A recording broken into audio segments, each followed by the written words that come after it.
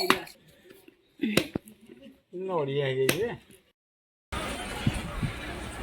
Friends, जय Jagannath. Welcome back to my channel रिकॉन। तो बर्तमान मु गाधे पाधे रेडी।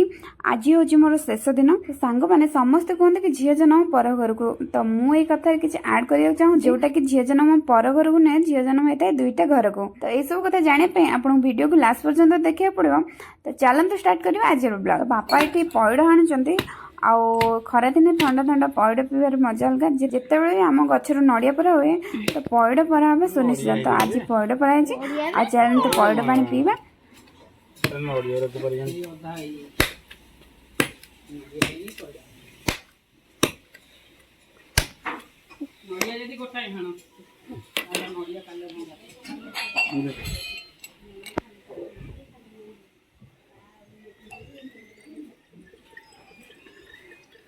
पानी अल्प बाहर था, पैड़ होता पानी बहुत बाहर।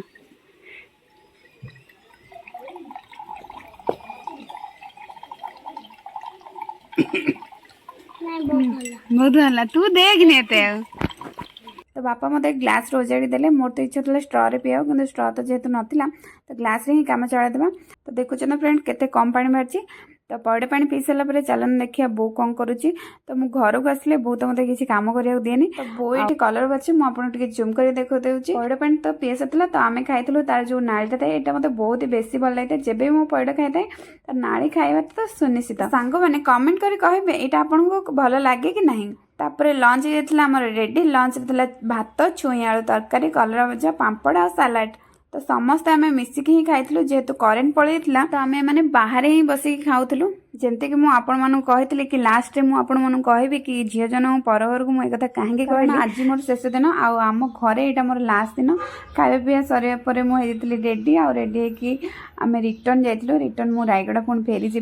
तो आसला बेले एत कांद लगी जोटा कि मुझे एक्सप्लेन ही करें। घर आसला बेले सब झील मान मत भी बहुत ही कांद लगी। आईटा केवल झील मैंने ही बुझीपारे। आ सेम जिनस होता है जो मुझे आसे माने आम घर को जो आसे मो हजबैंड भी सेतिकी मन दुख करते। से झील जन्म पर घर नुहे, झील जन्म होता है दुईटा घर को। जदि आपको वीडियो भल लगी है तो लाइक शेयर करें जमा भूलिए। और चैनल नुआ थे सब्सक्राइब निश्चित। जदि आपने जाना चाहते मैं घर केवे आसली कौन आसली तो सब वीडियो मुझे डिस्क्रिप्शन बॉक्स में दे देती। तो आप चेकआउट करने या पर सब वीडियो आस रायगढ़ से। मुझे धन्यवाद।